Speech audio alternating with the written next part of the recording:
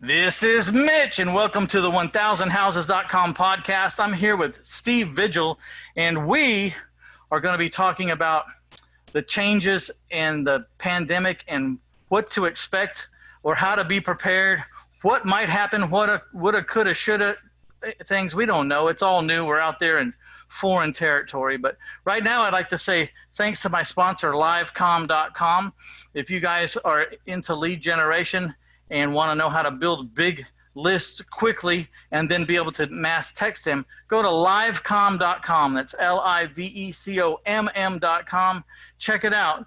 It's it's changed my sales into 9 days, average days on the market, and 12% down, because I sell 70% of my houses with seller financing. So the last 300 houses average nine days on the market and 12% down. So when you have 24,000 people that have called on your for sale by owner signs and then they haven't elected to opt out, even though you've given them a chance, these are serious people. So whenever I have houses for sale, I don't do anything else but post it on my Facebook and send out a mass text to those 24,000 people, and it doesn't take long. All right, livecom.com. Thank you. Hey, Steve, paid the bills. You got to pay the bills. That's right. Definitely. Definitely got to pay the bills. So you're in Houston, right? Yeah, we're in Houston. And give us a little bit about your background. Tell us about your love affair with real estate. Well, my love affair with real estate started many, many years ago in 2002, where I started actually buying rental properties. And I can tell you everything to do wrong because I did everything wrong back then. And then many years past that, in 2012, we really got into real estate and started getting real education on it. And so since then, I've flipped over 500 properties. We own a pretty large rental portfolio. We sell properties owner finance. We buy mortgage notes. And we've been very fortunate to fund all these deals through private lending. Even though I've always been able to qualify for conventional or hard money or anything, I just never went down that path. So private lending is also very much a passion of mine in teaching how to find private lenders and teaching private lenders how to vet potential borrowers as well. Yeah, that's a trick. A lot of private lenders are afraid because they don't know what they don't know. But yes, if you stay within a certain amount of underwriting guidelines, barring some world news catastrophic event, you should be fine. There's not much you can do if Kim Jong dumbass drops a dirty bomb in your town, but right. It's kind of hard to hedge against that. But I have $26 million worth of private money. Most of my private lenders have been with me 10, 15, some of them over 20 years. Mm-hmm. And they're lifesavers. And like you, I could qualify for bank loans. I qualify for $1 million loans and multi-million-dollar loans all the time when I want to. Right. But there's that little thing at the bottom of that bank loan that you got to sign that line down there. It means you're guaranteeing everything. It means you're guaranteeing against meteors, against the rotation of the earth getting out of whack, against global warming. You're insuring everything. You're guaranteeing that no matter what happens in this world, you're going to take care of it, which is kind of ridiculous because there's things that you're not going to be able to control, right? Oh, there's tons of things out there we can't control, and that's look what's going on out there in the world right now. All kinds of things are going on totally out of our control, and so we just we need to try and prepare ourselves for what we think may happen, looking at history, and also just kind of a gut feeling. Also staying involved with groups, staying involved with people like yourself, and continuing to get education no matter what level you're at in this business. Well, the recession as always does really well for me because it's like the stars and the moon line up, because since people like you and I don't need bank money to buy houses because we have private lenders. Well, when the recession happens, right, the banks clam up. Oh yeah, they're the first ones to clam up. So a natural response to the bank tightening up on the purse strings and not loaning any money is the prices of things start to fall, especially things that typically required you to borrow, and houses fall in that department. You know, not many people go out and stroke a check for a house. No. You know, so when the banks tighten up, the rents, I mean, the prices of houses fall. Mm-hmm. And then when no one can buy a house because the banks aren't loaning, most people cannot buy a house anymore because the banks are tight, then they become renters. And when there's a lot of pressure put on rents, what happens to rents? They go up. They go up. Well, my owner finance value, and I think I might have coined the term the OFV, the owner finance value. I use the rents to back into what my sales price would be given a certain interest rate and given a certain term, which is 30 years and 10%. Mm-hmm. So during the recession, I had the only appreciating house on the planet because the rents were going up, and I was using this formula to calculate based on the rents what my house was worth, trying to give the guy across the street that was paying $1,200 for rent a chance to own for $1,200 PITI, you know? Mm-hmm. Right. Yeah. Yeah. And my bankers didn't want to believe me. I said, I'm going to boom in a recession. They wouldn't want to believe me. And then the recession came. Mind you, I don't pray for recessions, right? I don't pray for these bad things to happen, even though my businesses do very well in them, because a lot of people get hurt, you know, a lot of people get hurt. Yep. I like to prepare for them. How are you preparing? Well, right now, you know, like I said, we're lining up a lot of private lenders. You know, we have a good handful of private lenders that are very willing, you know, we're out there still doing deals. But we're also doing a lot of education to private lenders right now about what may be happening. You know, a lot of things are going on around them. We see the stock market's kind of going crazy all over the board. Hasn't really fallen out, however, but at some point, I believe that that the economy's got to catch up with what's going on through unemployment and through stimulus packages not happening anymore. All that stuff's going to catch up to us, which is going to play into our favor. Unfortunately, yes, people do get hurt. But you know, when that happens, like you just mentioned, you know, the banks are the first that are going to shut down in lending money, and it's going to give us opportunities to owner finance properties and sell properties that appreciate to the individuals out there that can't find any financing anymore, but they do have money. They have enough money to put down, and they can make the payments. You know, the big talk is a lot of people that don't have jobs right now, and you know, that's at some point that's got to catch up with us. I don't know a single person that doesn't say we're going to pay a price for this. Oh yeah, yeah. At some point, I mean, it breaks all the rules. That doesn't make any sense. I hope that the current president has some kind of bigger plan. I mean, I've heard people say he's trying to break the Fed. He doesn't like the Fed.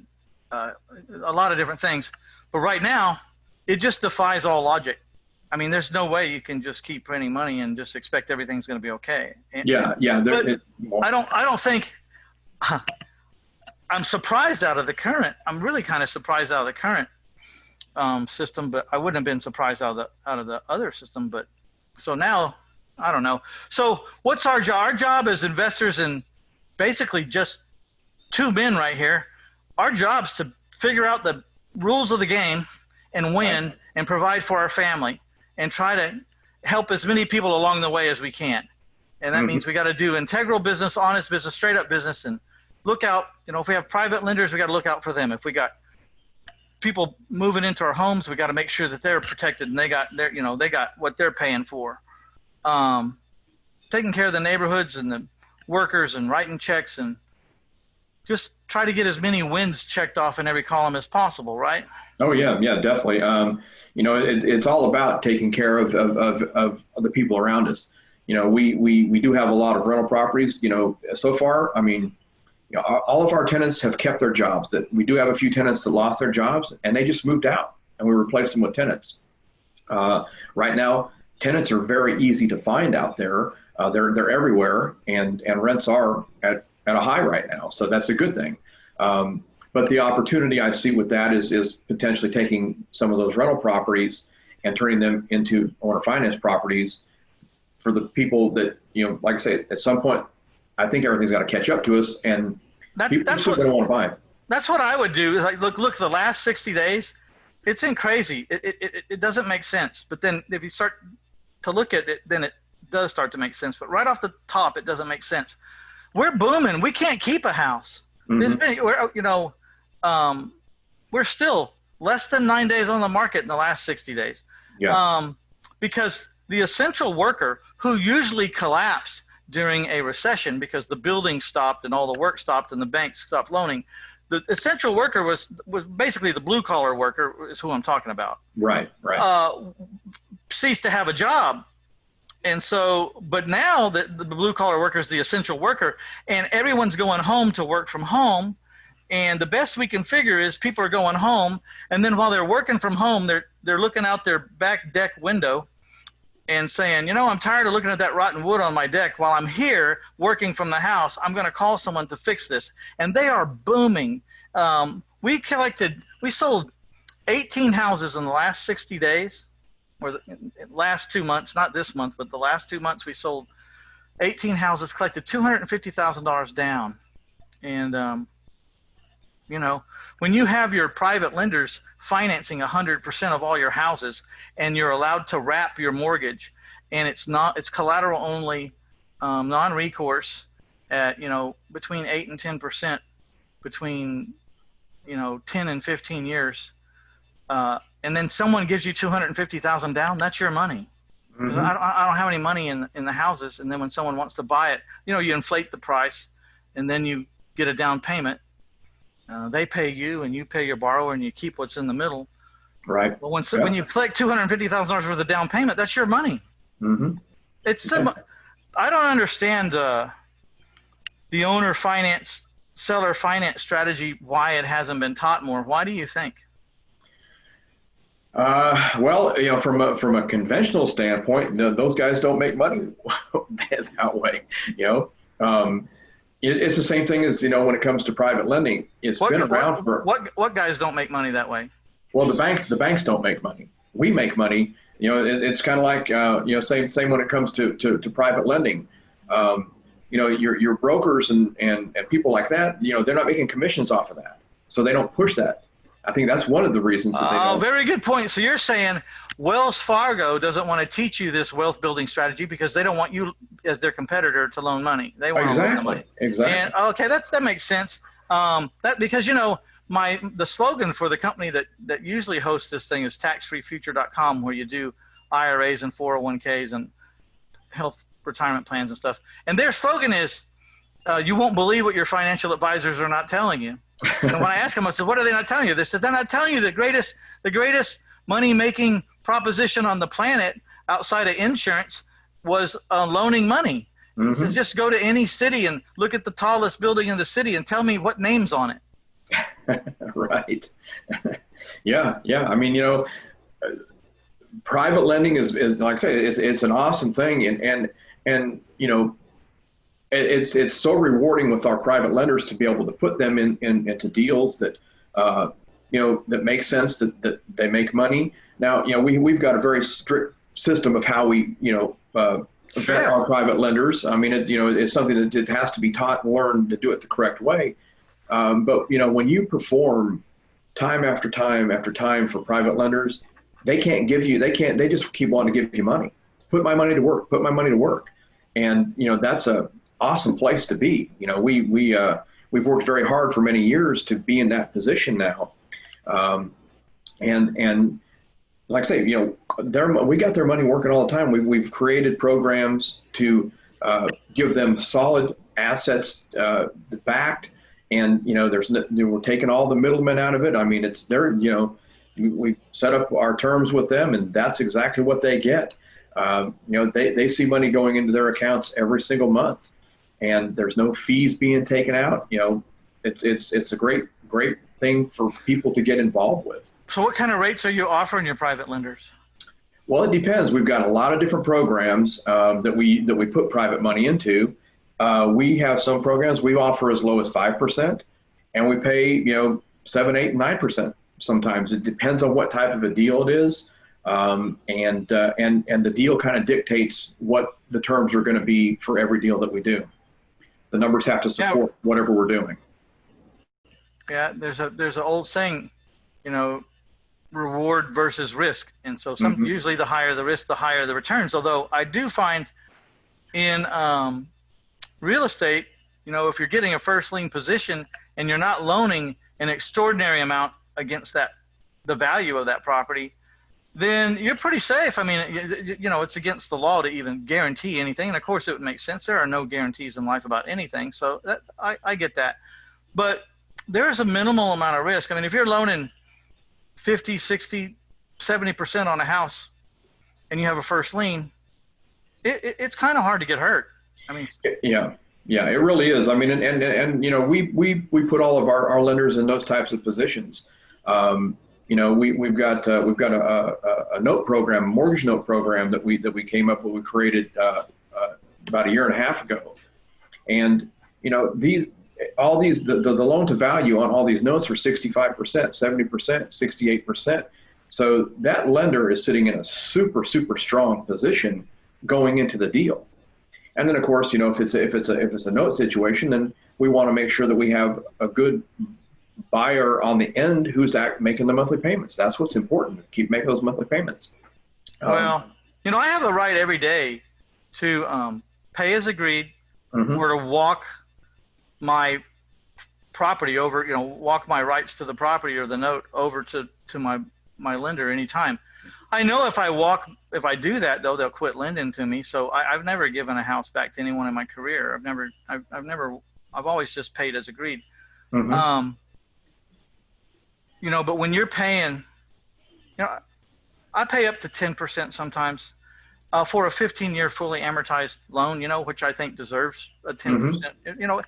I'm not trying to glean the field. Yeah, maybe you could do a little better. Maybe I could do a little better. But this is really down the middle. 10% Right. for 15-year fully amortized note with a first lien position, no more than 65% of the value of the property. I mean, that's pretty fair. Yeah, and that's fair. a damn good return today. That's good excellent. return. Yeah. So the problem is there's a lot of people out there that need people like you and I. Oh, they just don't know we exist. That's very true. That's why I'm doing a lot more teaching in that area, because that's the whole thing is people don't know we exist. That's why we've got a book that we're giving away. What's a book? It's a Private Lender Roadmap. Very good, man. I like that. So we're gonna have we'll put that in the show notes. We got some things to give away here and some notices or stuff. So we'll go over to 1000houses.com/Vigil, Vigil, in honor of our guest, Steve Vigil's last name. And, if you ever need someone or want someone to speak in Houston, I'd love to come down there. I'm so claustrophobic right now. I'm anything to get out. So as soon as you guys open a gate, if you want someone to... We will definitely get you down here, and we're doing all of our meetings virtual right now anyhow. So we'll set some stuff up with you, because we'd love to have you down here. And I've been at events where you spoke before, and it's always a great event, and you bring a ton of value. And like I said, one of the things that everybody thinks in the traditional manner of real estate, and there's so many other ways that it can be done, and be done so much better. And just getting a little creative, learning, getting educated on other things that we can do out there. And like I say, now we're in a crazy time with the market. We don't have any idea where it's going to go, but I think we're all pretty much in agreement that things are going to continue to change, and we're going to need to be a little more creative with some of the stuff that we're doing. And so going out and getting education on it right now is very, very important. I know I'm getting education for myself in areas that I'm not as familiar with. Well, it's all about continuing to grow, right? Which is why a lot of the people that tune into this, or why we tune into podcasts when we're not making them, we want to find that nugget. It gets, the longer you're in the business, the more you know about the business, the harder it is to find a sliver of something that you didn't know, or a new thing. But the world's changing all the time, and technology's changing, laws are changing, then just economics are changing. Who would have guessed this pandemic? There's a saying that I love. I didn't invent the saying, and I think it's from an anonymous source. At least I've only seen it where it was monikered anonymous, but says wealth comes from chaos. And there is a lot of chaos going on right now. And so you have to figure out how to solve a problem. I talked to people that were making commissions off of rubber gloves that you wouldn't believe. I mean, hundreds of millions of dollars of commissions, you know what I mean, on rubber gloves. I'm like, holy cow. Makes me kind of want to go out and just beat myself with a stick. Here I put in, and then, someone's selling rubber gloves and making $1 million. Right place, right time, buddy. But I'm happy for them. I really am happy for them. Right. I just wish I would get that lottery ticket one day. I don't know about you, Steve, but I had to crawl and beg and scratch for every inch I ever got. How about you? Were you given anything? I'm still scraping and crawling sometimes. Yeah. I mean, did you ever win $1 million lottery or get a super huge, gigantic inheritance or anything? I mean, not me so far. So no, but that hasn't come my way by any means. Yeah. So, well, there's good and bad about that. One is, we'd all love to have a little luck, but sometimes having to earn it makes you appreciate it and damn sure gets you in a position where you're more likely to keep it. If you earned it, because it's the horror stories about people that have won the lottery. It's horrible. I mean, they win the lottery, they get all this money, they go way up to the top, but they don't stay there 2, 3, 4 years, just enough to get addicted and not know anything else. And then it runs out. And those stories are full of endings with suicide and addiction and all kinds of stuff. So I kind of don't like to complain about having to crawl and fight for every inch that I got, because I'm very secure where I'm at. Like, it's hard to take this away from me because I own it. Like, I own it in my heart. And the same with you, right? Like, oh yeah. When you build something, you own it, and not just physically or have the deed to it, but I mean, like, you own it in your heart. You own the concept. You own, if I did it once, I can do it again. If I can do it twice, I can do it 1,000,000 times. I may very much so. Yeah. I mean, when you earn it, I mean, I that's how I was raised. I mean, I was raised by a single mom, and my mom was like, if you want something in life, you got to go get it. If you're sitting around expecting someone to give it to you, call it quits right now. It will never happen. And, by going out and going through the struggles that you go through in life to have success, the self-accomplishment that you give to yourself, it's fantastic, and you learn the responsibilities of the success. You learn the responsibilities of making money. And because when you make money, when you do this kind of stuff, it is a responsibility. You have to be responsible and plan what you're going to do with it, how you're going to use it wisely, how you're going to maintain it. You see a lot of investors out there that the guys out there flashing the $100 bills all over the internet and, driving the fancy cars every day, and they don't have a pot to piss in. That would scare the hell out of me. If I was a private lender and I saw that, that would scare the living hell out of me. Oh, yeah. Yeah, if you're a private lender and you see that, you better run the other way. Those are the people you do not want to do business with. So I had a mentor one time, and I say mentor. He was going to be my partner, but he was kind of courting. He was courting me in San Madrid. He was courting us. He wanted to go and loan us a bunch of money. We didn't have any idea how much. Later, we would find out why he was courting us so hard, because he had a lot of money to put out. But he asked me one day, he would take us to dinner, and then he would take us to the bar, and he would take us to different places. I think, I was much younger then. I was like in my 20s. I mean, I'm sorry, it was like 20 years ago. He even took us to a gentleman's club. I guess he wanted to see how we were in different situations. One day he asked me after several beers, why are you still driving a 7-year-old truck that has 200,000 miles on it? Well, you could drive any car you want. Why are you driving that old truck? I said, I'm not interested in cars. I'm interested in financial freedom. I don't give a damn about a car. I don't give a crap. If a Lamborghini's in my future, it'll be when I can stroke a check for it and not even notice it's gone. That's when I'll do it. Right. That's when I'll do it. Hasn't happened yet, but you're 100% correct. I mean, that's why I say, having money is a responsibility.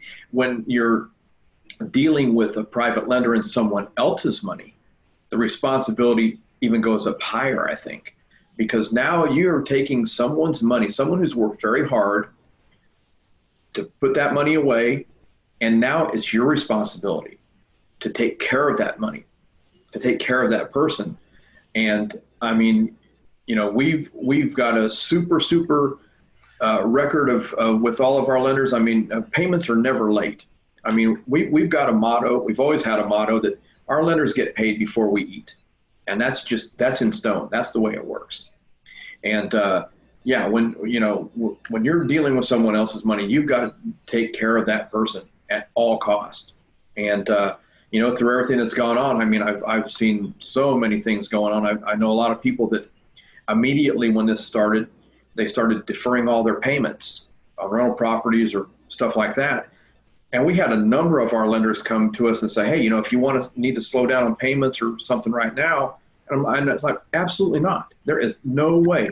Dan, that's a great point. So the banks, a couple of my private lenders called and a couple of the banks called, mm-hmm. and they were offering that. And I said, one of them I remember in particular, I said, all right, here's the first, he says, you want to call if you need any help? I said, yeah, I need some help. This is the first thing I need you to do. I need you to get a pen so you can help me.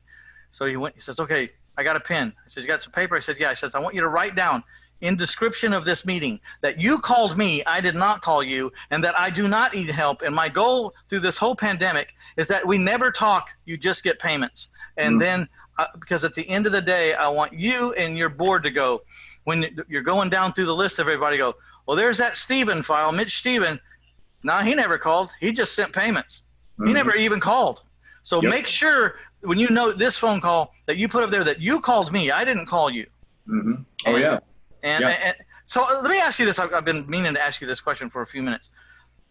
I had a little trouble even getting the nerve to borrow private money for a while because I was petrified to lose someone else's money. It would just kill me. You know what I mean? And so I didn't want to do it unless I knew exactly how it could work, plan A, plan B, plan C, plan D. And all of them had to end up with, they didn't lose their money. Mm-hmm. Did you ever have any trouble getting over that at first? This was a long time ago. Right. I had that fear, but I know from my past, in my early days of investing, when I made some very, very poor investments because I had no idea what I was doing, and I lost lots of money on those deals. But in those early years, even though I lost lots of money, I'm talking six figures on one particular deal, my lender, there was never a late payment and no repair ever went undone because the tenants needed that to be done. So I knew as a person who I was in my integrity, I would not allow that to happen no matter what. Was I still scared and nervous? Yes, I was.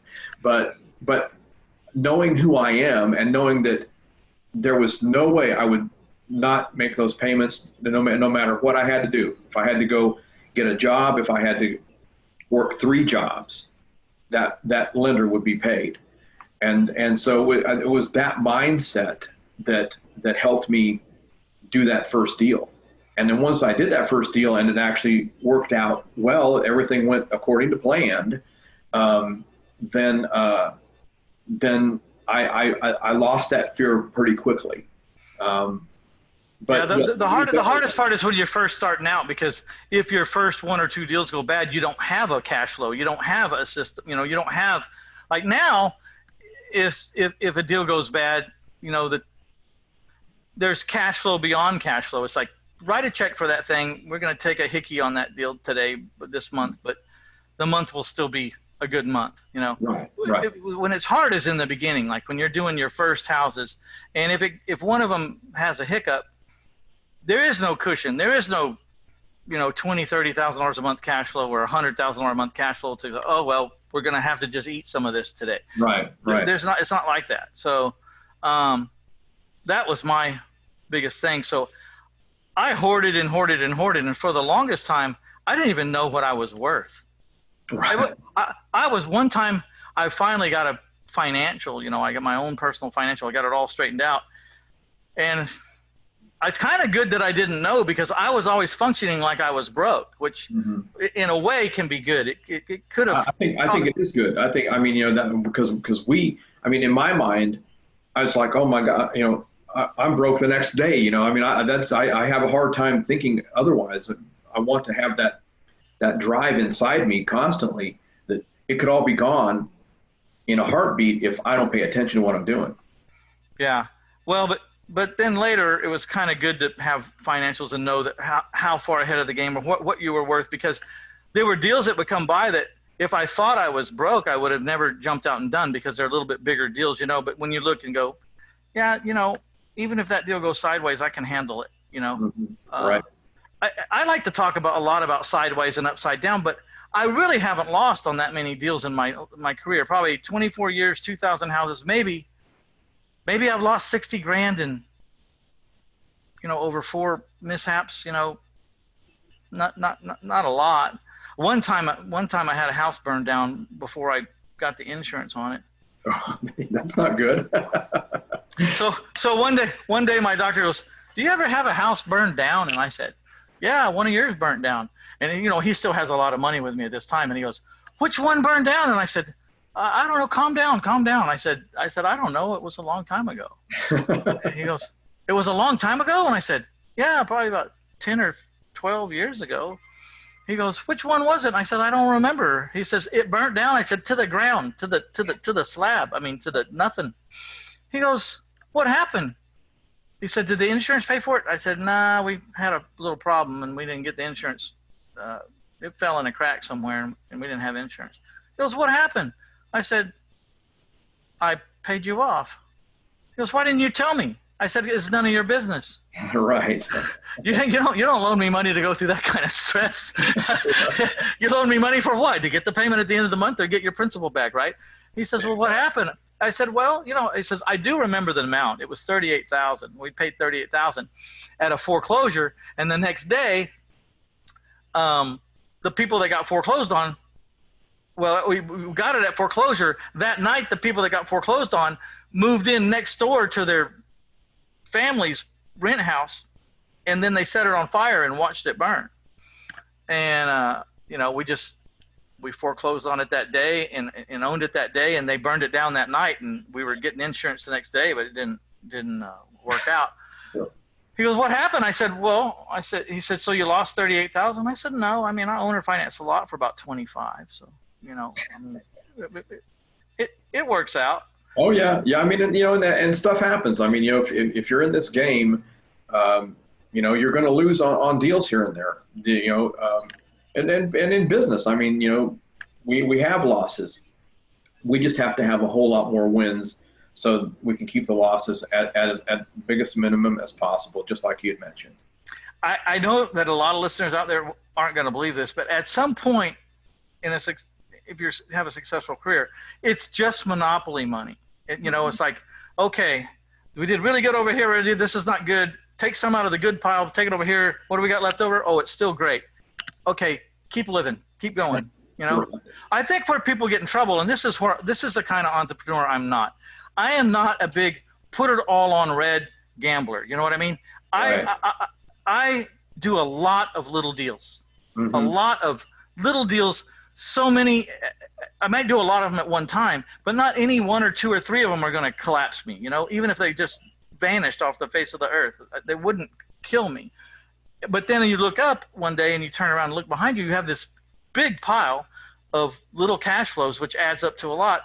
And then you step out there and you buy $1 million storage facility or something for yourself, for forever cash flow. What do you invest? What do you like for a forever cash flow strategy? Are you into rent houses or apartments or storages or Right. We've been into rental houses for quite some time. We've got a pretty large portfolio we're working on. Actually, I picked up 3 rentals last week. We closed on 3 rentals last week. And I stay more in the lower end category. My sweet spot for rental properties is an ARV from 85 to 125. That's really my sweet spot. even though we've got some a little higher than that. And some a little lower. Some a little lower. So we're, but that's really a great spot for us. We've always been able to do really well with it. We can still find properties that fall in those price ranges, and we can still find those deals today in this market we can still find those at 70, 65 and 70% LTVs on those deals. What's your favorite strategy for marketing to find distressed buyers or to find good deals? Well, we've been going through a lot of that lately on trying to figure out what is a better way of marketing. And to be quite honest, right now, I'm finding that we're getting the most phone calls from flyers on doors. It's funny how it rotates, right? Oh, yeah. We used to get everything off bandit signs, then nothing for years. Like bandit signs are working again. Oh, yeah. They're go back to the basics are working better than anything right now. And, we've been kind of doing some testing, sending out some postcards, and I've got some guys that put out flyers for me. And just a quick example is we sent out 2,500 postcards, not one phone call. We put out 300 flyers on doors, 6 phone calls, 1 contract. Yeah, man, that's a great ROI on 300. Yeah. So we're putting out a lot more flyers that we're going to be putting out a lot more flyers. It doesn't take hardly anything at all as time-wise to put out 300 flyers. Right. I mean, you'd be amazed how many flyers two or four people could put out in a day. Mm-hmm. You'd be amazed. Yeah. And so, and I think, we're also we target neighborhoods. I think, the shotgun method of marketing, I think you're going to spend a whole lot of money and get very, very little return on that. So we select neighborhoods, we select areas where we want to be. And of course, where we've already got rental properties, we keep marketing to those neighborhoods because we want to buy more in those same neighborhoods as well. Yeah. So you're a member of a real estate investment club there, right? You got some offer coming up for your real estate club there in Houston? Yeah. We've got the Wealth Club here in Houston, and we offer a lot of different things with the Wealth Club. We have lots of great training. We do have I do a little bit of personal coaching, not a ton of it because we're busy being investors. And we've got some got a video series that we offer, and you can go on our website, thewealthclub.org, and find out about that. And then this, for anybody that's on the podcast, we're going to offer. We've also got some memberships. We've got a basic membership and a platinum membership. And these are monthly memberships. We're talking $20 and $45 a month memberships. They're not expensive. But with our platinum membership, this is a great membership that I do a monthly mastermind for our platinum members with that. I offer a 1-hour virtual coaching call with any platinum member once a month. We have a deal support line. So if you got deals, you send them into them. I will personally look at every deal. I help you evaluate it and help you give you an exit strategy to go talk to that seller and try and get it under contract. And then we've got Facebook groups, and we do that's just a few of many things that we do. But for anybody that would like to get involved with us at the Wealth Club, we'd love to have you. And anybody that signs up or wants to come and check us out, we've got a coupon code is at 30 free. We'll give you a 30-month free membership to check us out. And we'd love to have you come see who we are and see all the great things that we do with the Wealth Club. You guys don't have to memorize all that if you don't have time or you're driving or something. Just go to 1000houses.com/vigil, VIGIL, and all of this stuff will be over there. The discount code to get your free month. Tell us about the monthly mastermind. Is this in a physical location? Is it a Zoom meeting? What is it? Well, right now we're doing a Zoom meeting, and actually our mastermind meeting is tonight. But we're doing it on Zoom right now. It's a private Zoom call just to platinum members, and we structure it for an hour. But as always, if anybody has questions or wants to stay on, I stay on as long as anybody needs me. But the great thing about a mastermind is, as you well know, is masterminds are all about everybody collaborating together, and I might not always have the answer, but somebody else on the call might have an answer for a specific question or a call. and then, if people don't have a lot of questions or anything, then I'm just going to educate on whatever's going on out there. I have a million different topics I can talk about, but I kind of I let our platinum members kind of guide where and what they want to talk about. And it's a good meeting. There's always great conversation, and everybody always walks away with a lot. And I always walk away with a lot after a meeting like that. Yeah, people ask me why I do these podcasts. If you're so successful, why do you do all this stuff? I said, man, it keeps me sharp. It keeps my company on top. There's a lot. I can't know everything all the time by myself. I can't. And No. There's a lot of people chiming in, a lot of people with great ideas. I'm able to help other people, that aren't as far along as we are. There's always a person and some people we need to look and give a hand up to, and then we always got to have our hand up, getting some help from someone who's gone further than we've gone. Mm-hmm. I paid $30,000 for my mastermind for a year one time. It was the best thing I ever did. I could show you where I got that $30,000 back in spades. You know what I mean? Mm-hmm. Over and over and over again. It's always kind of scary, but I think you just need to do a lot of research on who you're considering, and make sure they're doing what you do. What you want to do. Make sure they're doing the strategy, and then make sure that they're the kind of person that you want to be on and off the field. And if you can find those two things, then you probably have and you think the price is fair. But I tell everyone in my mentor program, on the one-on-ones, I won't even take someone at that level if I don't think that I can help up their game. And at that level, they really already need to have a game. So if you don't have a game, we'll go down to some other level, because I don't want to take a bunch of money from someone to see if this business is a fit for them. That's too much pressure for me, and heaven only knows for them.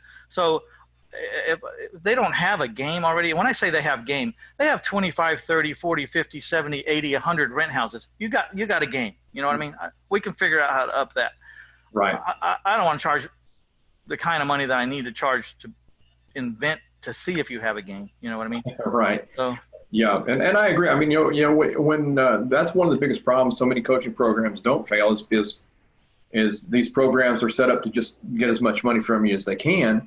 And I always tell everybody, you've got to align yourself with the right person that like you just said, that's doing the strategies or doing the things that you want to do. If you want to learn how to flip houses, hey, I can teach you how to flip houses, but don't come and ask me to do something else I don't know how to do. I do. We do a lot of different things, but I don't necessarily do a lot of different things at a level to coach you at it. Yeah. I get it. So the other thing is when you talk to someone like Steve or me, we're talking direct. That means the hundreds of houses that we've done. When you're talking, we're drawing from that well. A lot of the mill houses, they're assigning you to some student that did 20 deals in their whole life. Mm-hmm. There's just things that people can't. They just don't have enough life experience to help you. It's not that it's their fault or that they're bad people or anything. It's just, when people are trying to have thousands of students, there's no way they can communicate with each one of them individually. So I don't know how many students you take a year, maybe a dozen. Yeah. Maybe this year I'll take 7. Yeah. You know what I mean? But when they call, I answer the phone and we talk. Yeah. We become friends, and there's no way that, first of all, I wouldn't even take them as a student if I didn't know I could help them. Right. And usually what I'm looking for is people that are quick with a theory. They're doers. They get off the sofa. They've already done, you know what I mean? They don't need to know how to write a contract or, they're a pretty long way down the road.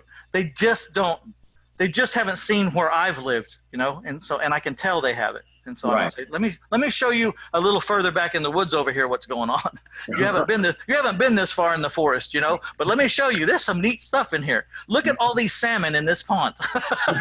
Right. Exactly. All right, so hey, tell me about your book, and then we'll wrap it up here. Hold your book up again. Okay, book right here, Private Lender Roadmap, and this is about talks and teaches you about what private mortgage lending is. It gives a ton of examples in there, and it goes through the pros and cons. I think it's very important that everybody always knows that, like you said, there's no guarantees. And we have to know the good things, we have to know the bad things, and we have to know what we need to do when things do go wrong. As long as everything's going great, everybody's happy. But what happens when something does go wrong? What are the steps we need to take? And not only do we have it in the book, but it's something that we've been teaching for years, long before the book. And you were living it before that. Oh yeah, definitely. And anybody that knows me or has heard me before, everybody knows that every presentation I do, everything I teach is from my own experiences. I use myself as an example a lot. And not only do we've got to talk about the good things in this business because it's a fantastic business, but I also am not afraid to share when things go wrong and tell you why they went wrong. When you're listening to the gurus that just are up there talking about everything going great all the time, it gets you excited, gets you all pumped up, but it really doesn't teach you a whole lot. That's what my first book was about, is My Life in 1,000 Houses, Failing Forward to Financial Freedom. And actually, one of the descriptions of the book was, this is what happens after the Get Rich seminar. This is exactly what's going to happen. They showed you a bunch of piles of money, and they showed you these nice boats with these good-looking girls and these fast cars. They didn't tell you about this. I'm going to tell you what they didn't tell you about, which is not insurmountable, but it would have been nice if they'd have prepared you or kind of helped you to avoid it. But they, so many of those things are just flashing money and big checks in your face and getting. Oh yeah. I understand the salesmanship of it. I do. I just don't like it. I agree. But when we tell how things went wrong and what when we never set out for a deal to go bad, but things happen that are out of our control. Sometimes we make mistakes. But that's how we learn. That's, we make that mistake so we can move on and grow from that. And so, that's what the book is all about. That's what, anything we do, that's what we teach about. That's what the Wealth Club is all about. Wealth Club, we're in our 18th year of being around. So it's not like we've just popped up the other day. We've been around a long time. The founder was a great man and knew a lot of people, Gordon Appleby, and then he sold to Tom and Melissa Berry, who had become very, very good friends of ours. And we took over the club 3 years ago from Tom and Melissa. And, the tagline has always been investors helping investors. And we really hold that to heart. And I think that's, one of the greatest compliments I always get anytime I talk or when people come to our meetings. And the reason people like listening to me is because I'm straightforward. I tell it like it is.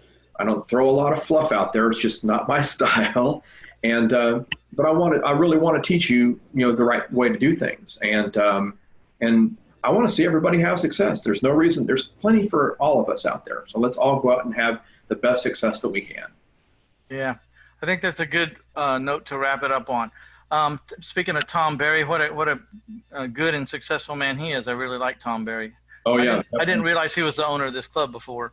Yep, he was. Actually saw him a week or so ago. We had a big volleyball game down at his house, and actually Susan and Melissa are talking, so go out to dinner, and we got a vacation to Aruba planned in October. Oh wow, okay, cool. All right, well, I think we're going to wrap it up today. I'd like to thank everybody out there for stopping by to get you some Steve Vigil. You guys check it out, 1000houses.com/Vigil, Vigil. Get out there. Check out the Platinum membership for the Wealth Club there in Houston. You probably don't have to be from Houston to enjoy a membership online, do you?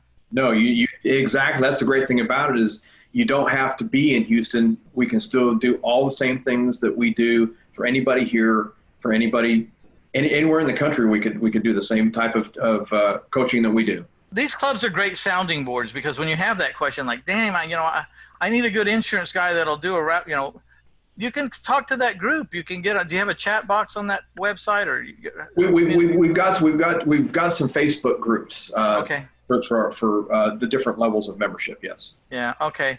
All right. So check it out, 1000houses.com/Vigil, and check out the book one more time. Hold it up.